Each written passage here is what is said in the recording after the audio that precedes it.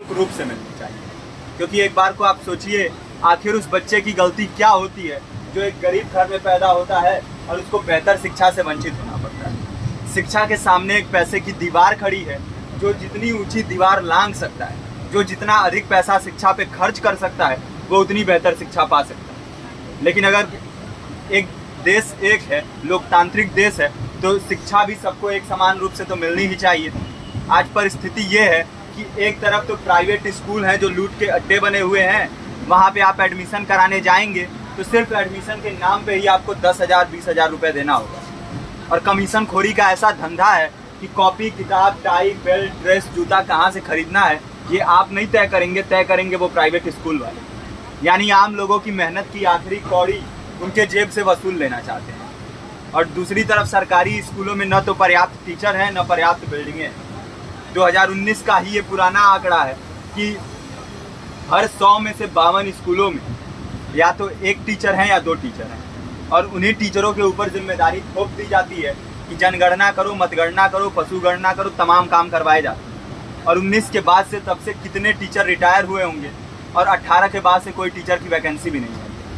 आप खुद भी सोच सकते हैं ये परिस्थिति और कितनी बिगड़ी हो। इसीलिए हम लोग ये मांग उठा रहे हैं, चाहे कोई राष्ट्रपति का बच्चा हो या किसी मजदूर का, सबको शिक्षा एक समान मिलनी चाहिए और निःशुल्क रूप से मिलनी चाहिए। प्रेमचंद ने अपने दौर में भी कहा था कि एक सभ्य समाज में ऊंची से ऊंची तालीम मुफ्त होनी चाहिए और इसका पूरा खर्च गवर्नमेंट को उठाना चाहिए, क्योंकि हमारे देश को फौज से ज़्यादा आवश्यकता तालीम की है। और शिक्षा से जुड़ता हुआ ही दूसरा मुद्दा हम लोग उठा रहे हैं।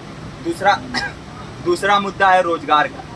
रोजगार की परिस्थिति ये है कि आज सरकारी सेक्टर हो या प्राइवेट, सब कुछ ठेका संविदा के हवाले किया जा रहा है। परमानेंट नौकरियां लगातार घटाई जा रही हैं। इसी रेलवे में 1995 के आसपास लगभग 18.5 लाख कर्मचारी काम करते थे, लेकिन आज उनकी संख्या 12 लाख है। आप खुद भी सोच सकते हैं कितने बड़े पैमाने पे परमानेंट पदों को घटाया जा रहा है। और आज आलम ये है, एक तरफ लाखों पद खाली पड़े हैं, फिर भी कोई वैकेंसी नहीं निकलती।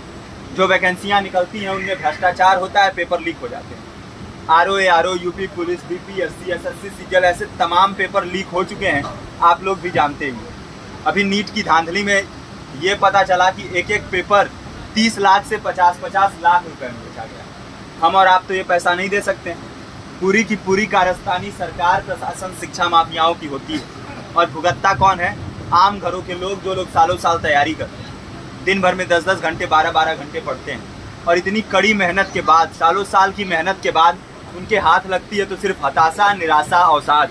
बहुत से छात्र नौजवान जो इस बेबसी में, इस डिप्रेशन में नहीं जी पाते, आत्महत्या तक के कदम उठा लेते हैं। लेकिन ये देश की विडंबना है कि टीवी चैनल, अखबार, मीडिया, नेता, मंत्रियों के लिए कहीं ये कोई मुद्दा नहीं है। उनके लिए मुद्दे हैं तो जाति, धर्म, रंग, नस्ल, अगड़ा पिछड़ा।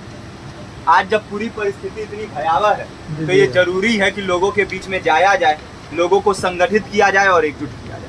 क्योंकि आज अगर अपने मुद्दों पर बोलेंगे नहीं तो कल को ये परिस्थिति और बिगड़ेगी। हो सकता है ले दे के अपनी ज़िंदगी तो हम लोग काट ले जाएंगे, लेकिन आने वाली पीढ़ियों को क्या भविष्य दे के जाएंगे, ये भी सोचने वाली बात है। हमारे साथी ने आपको पर्चा दिया है, पर्चा आप तक पहुँच गया है।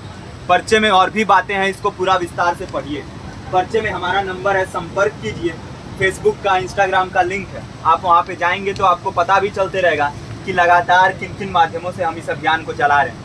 नुक्कड़ नाटक, संगीत, शिक्षा सहायता मंडल, लाइब्रेरी, तमाम माध्यमों से इस अभियान को चला रहे हैं और कोशिश कर रहे हैं कि बड़े से बड़े पैमाने पर हर जगह पे लोगों को संगठित किया जाए और एकजुट किया जाए। आपके बीच भी आए हैं आपका साथ और सहयोग दें। साथ इस रूप में कि आप भी हमारे इस कारवां और इस मुहिम से जुड़िए।